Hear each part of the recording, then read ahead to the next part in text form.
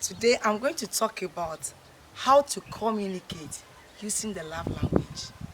Yesterday I was speaking to somebody and I made mention of this. And the person asked me if we have love language. Of course we do. We have 5 types of languages that couples normally uses. I know a whole lot of couples who never propose to each other but they are married now. So today I'm going to talk about languages that you use to communicate when it comes to the things of love. Number 1, giving gifts. You can't say that you love somebody without giving to the person. When I talk of gifts, it's not all the time about expensive items. You have things that you give to somebody you love. You have a lot of guys who don't use their mouth to propose, but they use their gift, tiny, tiny things, and then it speaks to the person. So if you really love somebody, one of the things that you will use to show to the person that you love, not only the guys, also the ladies, is giving of gifts. So that is number 1. Number 2, quality time. If you love someone, you have quality time with the person. If you are dating somebody who always comes to you with excuses, I have to go here, I have to do this, you have to give me space and those things, that person doesn't love you. Anyone who loves gives quality time. I know a whole lot of people who will use even the time that they need to go and look for money to have time with their friends. What about the person that you are dating?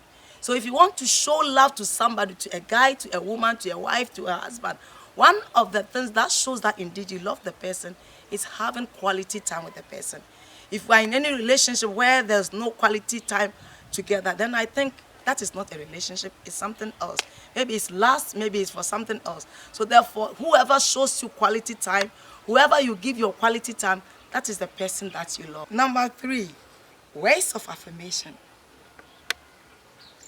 It is sad that most guys, most ladies, don't know how to praise their spouses.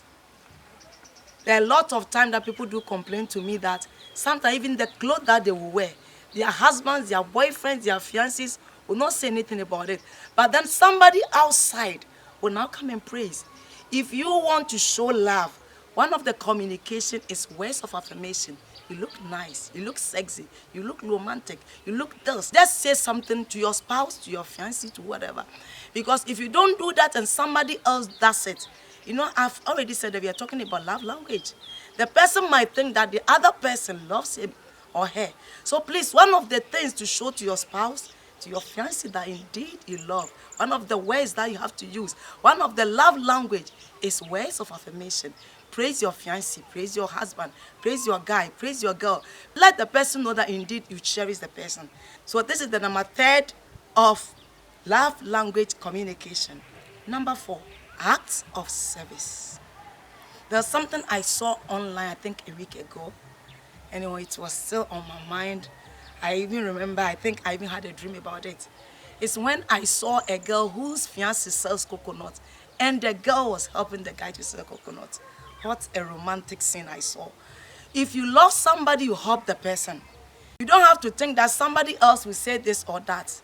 I've seen a couple that lives in a compound house that the man helps the woman to sweep the house. It's a sign that the person truly loves you.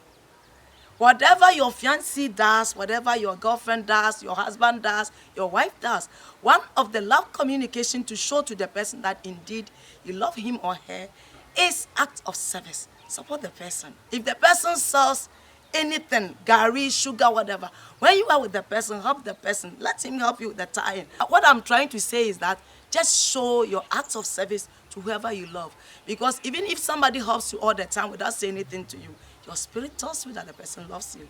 So number 4 is act of service. Number 5, touching.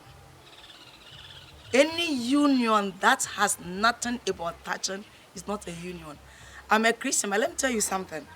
If somebody loves you dearly, if no matter the strict restrictions that you give to yourself, sometimes the person just wants to touch you.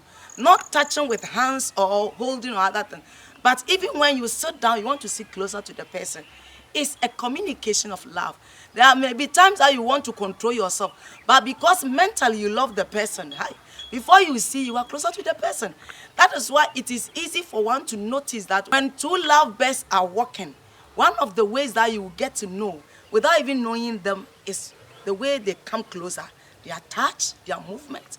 there's no space. Even a mosquito cannot pass between them. So for you to know that somebody loves you, one of it is touching. I'm saying again, not just holding the person or coming closer, kissing them, but just being closer to the person.